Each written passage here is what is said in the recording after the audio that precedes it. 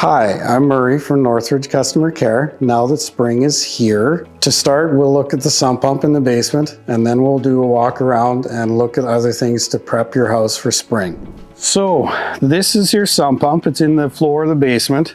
There's a big tank underneath this lid in the ground. This is collecting the water from around the foundation of the house and from the window wells also, and it all flows into this tank and then pumped outside, and it's supposed to pump away from your house, or drain away from your house, I should say. So this pump into here, you can check a couple of things. There's an easy cheat way, I call it. Peel back this tape. There's an extra hole in the lid. Take a flashlight. You can shine right inside there. There will be 3 or 4 inches of water in the bottom of the tank. That is supposed to be there. That's totally normal.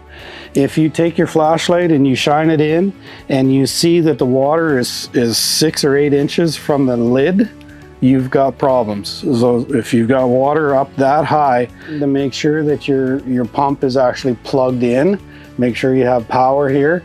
Another way to check is to take all the screws out from around the lid. I took them out previously. I'm just going to take these 2 out just to show you.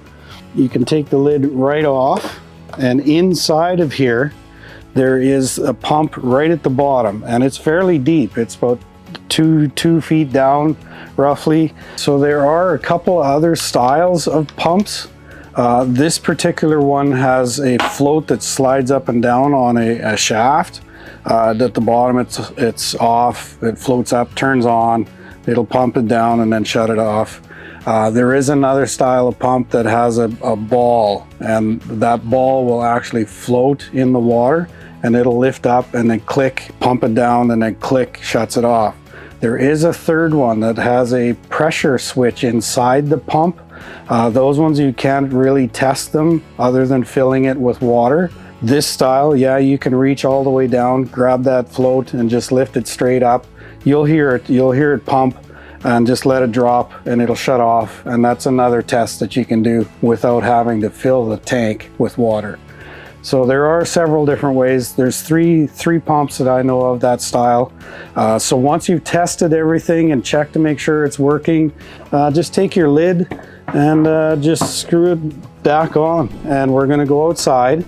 So one thing you want to look for is your downspouts. You may want to put them down in the spring to allow the water to drain away from your house or your foundation. That's a good thing. So it helps the water off the roof get away from the house. So another thing you may want to do is remove the snow from the window well. If it's right full, you definitely want to clean it out before it melts. You don't want all that water going down the weeping tile down into the sump pump. So you may as well just get in there with a shovel. Just be careful of the window frame because it's plastic. You don't want to catch it with the edge of the shovel and break it or damage the window screen if it's on. So just get in and just clean it out as best as you can. It doesn't have to be like bone dry or anything, but get the bulk of the snow and get it away from the window. Another thing you may want to do is get all of the snow from around the foundation. Move that away from the foundation, like this kind of stuff here. This one's a little solid. You may want to shovel that kind of a thing away, all the way around the foundation, and clear that away as well. Again, this is Murray from Northridge Customer Care. So those are some helpful tips for how to prep your house for spring. Please follow us along for more videos to come.